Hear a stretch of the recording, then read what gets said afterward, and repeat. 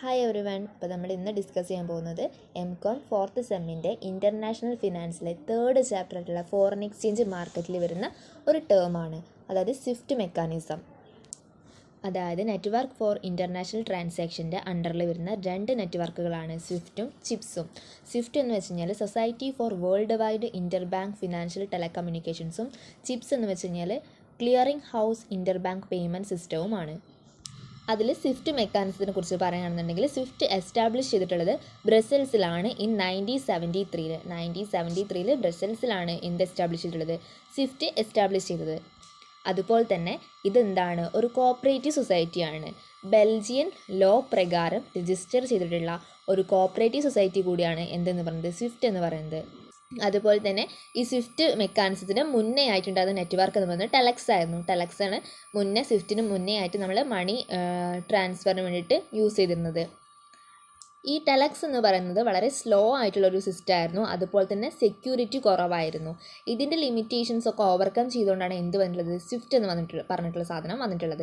ഈ സ്വിഫ്റ്റ് എന്ന് വെച്ചാൽ ഒരു ഗ്ലോബൽ നെറ്റ്വർക്കാണ്. ഇതെന്ന് വെച്ചാൽ ഡെയിലി ഒരു 3.5 മില്യൺസോളം മെസ്സേജസ് ഇത് എന്ത് ചെയ്യുന്നുണ്ട്, ഹാൻഡിൽ ചെയ്യുന്നുണ്ട് എന്നാണ് പറയണത്.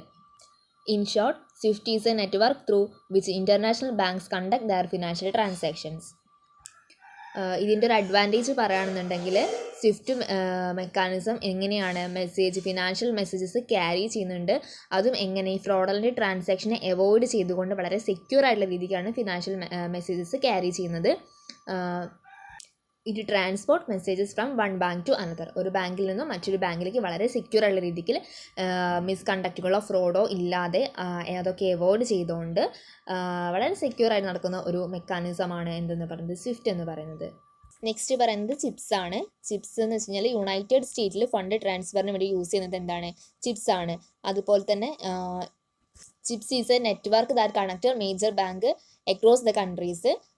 It ensure maximum liquidity efficiency. നമ്മൾ നേരത്തെ സ്വിഫ്റ്റിനെ പറഞ്ഞ പോലെ തന്നെയാണ് എന്താ പറയുക, ഒരു കൺട്രിയിലെ അല്ലെങ്കിൽ കൺട്രീസിലെ ബാങ്കുകളെ തമ്മിൽ, മേജർ ആയിട്ടുള്ള ബാങ്കുകൾ തമ്മിൽ കണക്ട് ചെയ്യുന്ന ഒരു നെറ്റ്വർക്കാണ് ചിപ്സ് എന്ന് പറയുന്നത്.